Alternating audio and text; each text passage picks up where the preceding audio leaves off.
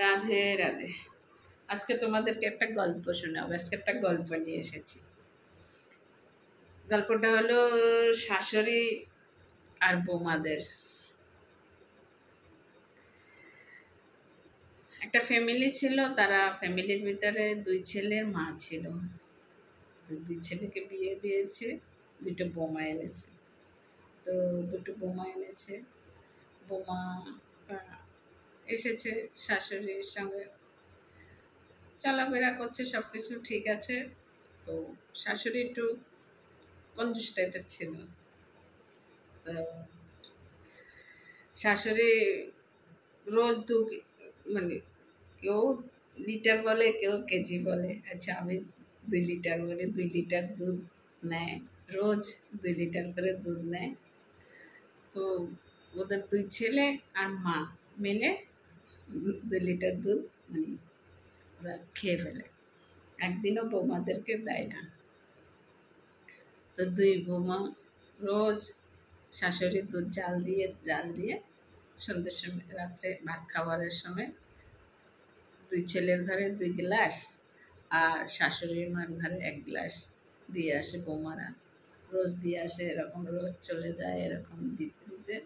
তো দুই বৌমার মনের ভিতরে একদিনকে একটু ঘটকা লেগেছে যে ওরা দুই ছেলে মিলে আর আমাদের শাশুড়ি মা মিলে 2 লিটার দুধ রোজ খায়, একদিনও আমাদেরকে একটু দুধ দেয় না।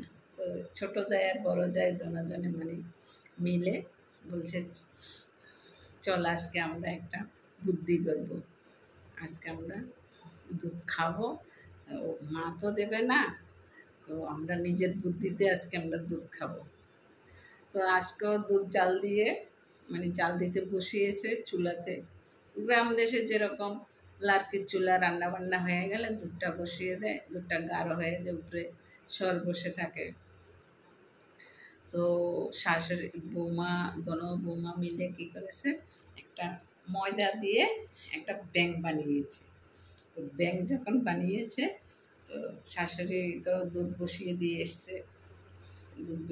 এসছে আর একবারটা কী করেছে, দুধ আনবার সময় হয়েছে তার 10 মিনিট আগে, 10-15 মিনিট আগে বৌমা যেয়ে কী করেছে, ওই যে সারাদিন যে ময়দা দিয়ে ব্যাঙ বানিয়ে ওরা শুকিয়ে রেখেছে যে দুধ মানে গাঢ় হয়ে গেছে, উপরে সর হয়ে গেছে, ব্যাঙটা নিয়ে দুধের হাঁড়ির ভিতরে ঢেলে দিয়েছে। এবারটা শাশুড়ি মা দুধের হাঁড়ি আনতে গিয়েছে চুলার কাছ থেকে।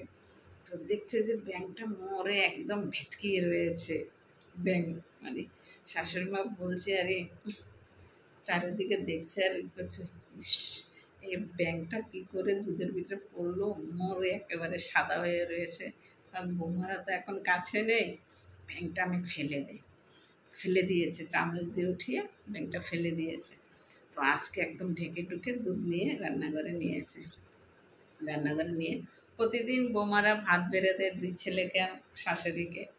আর আজকে শাশুড়ি মা বলছে বৌমাদেরকে যে, বৌমা তোমরা তো মানুষ, তো তোমরা এক কাজ করো, আজকে তোমাদেরকে আমি ভাত দেব, তোমরা বসে যাও, তোমাদের স্বামীদের সঙ্গে তোমরা বসে যাও, তোমরা খেয়ে নাও, পরে দিয়ে আমি খেয়ে নেব। আর বৌমারা তো মনের ভিতরে খটকা লেগেছে, মা আজকে এরকম করছে কেন? হ্যাঁ, নিশ্চয়ই কোনো ওই যে ওদের তো জানা আছে। তো ওরাও একদম খুশি খুশি একদম বসে গেছে খেতে। বলছি, বৌমা আজকে তোমরা তরকারি দিয়ে খেও না, আজ দেখো আমরা রোজ দুধ খাই, তোমাদেরকে একদিনই একটু দুধ দিই না, তো আজকে তোমরা দুধ দিয়ে ভাত খাও, দোনোজন দুধ দিয়ে ভাত খাও, তরকারি খাওয়া না, তরকারি তো রোজ খাও, আজকে খেয়ে না। তো দোনো বৌমা বলছে কি, ঠিক আছে, দেন মা, আপনি যেমনি দেন।